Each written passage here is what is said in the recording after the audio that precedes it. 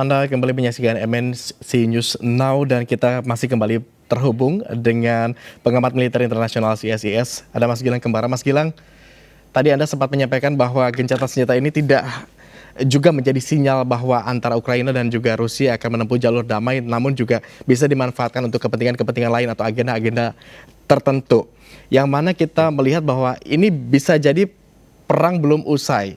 Tapi kita juga percaya bahwa perang itu seperti penyakit yang mana dapat menular. Apa Anda melihat juga bahwa perang atau konflik Ukraina dan juga Rusia ini bisa meluas begitu ke negara-negara lain atau seperti apa?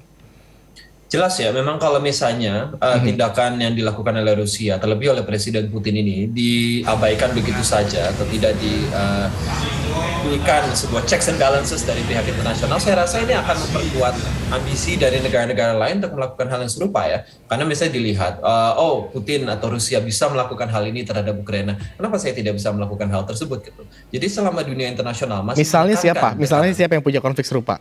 kita lihat saja banyak beberapa negara yang masih memiliki dispute ya atau sengketa. Salah satunya kita yang pertama kali kita lihat juga seperti Tiongkok misalnya. Dengan? Kita tentu Tiongkok memiliki berbagai macam dispute atau sengketa seperti dengan Taiwan atau juga di beberapa wilayah dengan India dan juga di Laut Cina Selatan dan Laut Cina Timur. Jadi kita khawatir ya, memang kita sangat khawatir pada negara-negara yang memiliki ambisi untuk kalau kita sebut di teori hubungan internasional irredentis, di mana mereka ingin mengambil kembali wilayah yang bagi mereka dianggap hilang pada masa lalu. Pada periode sebelumnya begitu. Pada periode sebelumnya. Jadi kalau misalnya mereka bisa menggunakan masa ini untuk mengambil kembali wilayah tersebut, dan mereka tahu bahwa dunia internasional tidak akan menekan mereka secara keras, tentu masih mereka akan sangat emboldened, mereka akan sangat ini akan jadi seperti resonansi begitu ya, ikut bergetar, satu bergetar, wilayah lain pun ikut bergetar begitu, apalagi kalau misalnya kita melihat oh ternyata tidak ada upaya tertentu dari negara luar untuk menekan Rusia, makanya kita pun bisa melakukan hal serupa begitu. Betul. Yang saya tidak mau gunakan sebenarnya teori domino ya, karena ini kayak terlalu berlebihan kalau menggunakan teori domino. Saya cuma bisa bilang bahwa ini akan lebih tekad yang akan lebih bulat mungkin lebih kepada negara-negara terutama pemerintah yang memegang prinsip otoriter ya, di mana Anda melihat teori domino terlalu berlebihan, tapi mungkin atau tidak terjadi. Kalau selama dunia internasional mengabaikan begitu saja, mungkin ada ambisi ya dari negara-negara lain, saya rasa bisa saja terjadi ya kalau kita acuh terhadap negara-negara yang memang memiliki keinginan irredentis tersebut atau ingin mengambil kembali wilayah yang bagi mereka merupakan bagian sakral dari kedaulatan mereka. Selain resonansi konflik, dampak apa yang mungkin akan terjadi untuk wilayah atau negara-negara sekitar Rusia, Ukraina, termasuk juga kita di Indonesia? Mungkin bagi saya, yang saya lihat terutama bagi di Indonesia ya, saya cukup khawatir melihat bagaimana beberapa masyarakat Indonesia ini menyikapi perang antara Rusia dan Ukraina ini sebagai antara Barat dan bukan Timur tapi Barat dan Rusia. Di mana apabila Indonesia mengambil sikap untuk mendukung Ukraina, itu seakan-akan dianggap bahwa kita berada di posisi Barat. Seperti contohnya bagaimana saat kita mendukung keputusan Majelis Umum PBB beberapa hari yang lalu, itu dianggap kita bandwagoning ke arah Amerika Serikat. Ya. Kita mendengar ada profesor, ada akademis dari universitas ternama yang mengatakan bahwa kita ikut-ikutan dengan Amerika Serikat. Itu bagi saya sama sekali salah. Itu sebuah blurring atau pandangan yang mengacaukan gitu. Karena akhirnya kita dianggap sebagai antek. Nah, padahal kalau bagi saya, ini harusnya kita bulat dengan nilai-nilai kenegaraan kita, sebuah republik yang mengangkat bahwa integritas sebuah wilayah dan juga kedaulatan sebuah negara itu adalah sebuah nilai yang tidak bisa dinegosiasikan. Dan bahwasanya adanya sebuah negara yang menyerang tanpa provokasi kepada negara lain adalah sebuah kejahatan internasional yang melanggar hukum-hukum yang ada.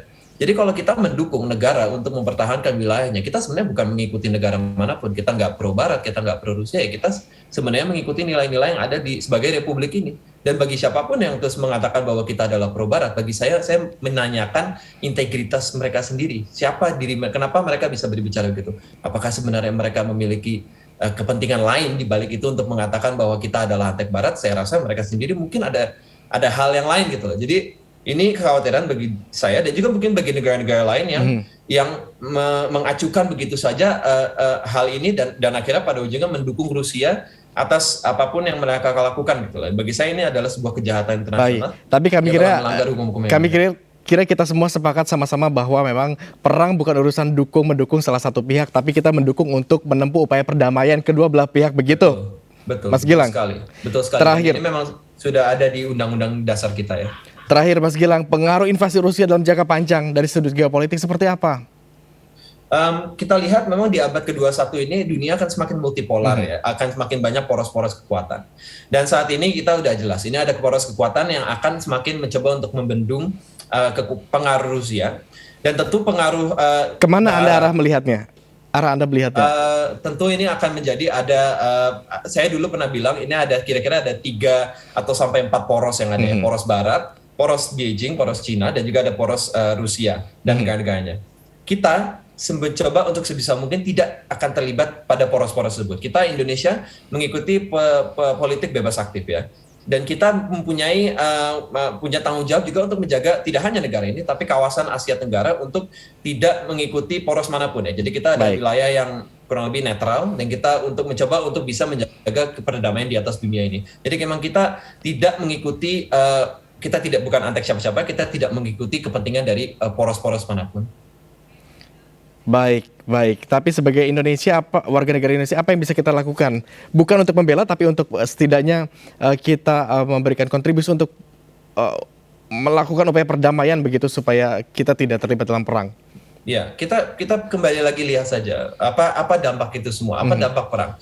Yang kita lihat sekarang yang paling disulitkan, yang paling dirugikan tentu adalah masyarakat Ukraina dan masyarakat asing yang berada di Ukraina. Jadi saya rasa tanggalkan semua persepsi bahwa ini adalah memang sebuah kebenaran dari Rusia untuk mengambil wilayah mereka kembali, atau Zelensky yang sangat sombong untuk tidak menerima tawaran dari Rusia dan sebagainya. Saya rasa itu bukan prinsip dan juga bukan urusan kita ya. Urusan kita adalah untuk menjaga agar konflik ini tidak tereskalasi lebih lanjut, dan kita mencoba untuk bisa mengakhiri perang ini secepatnya. Karena memang pada pembukaan undang-undang dasar kita adalah kita mencoba untuk menjaga stabilitas dan perdamaian dunia, dan kita menghargai dan juga menghormati keutuhan wilayah, integritas wilayah, dan juga kedaulatan dari setiap negara manapun.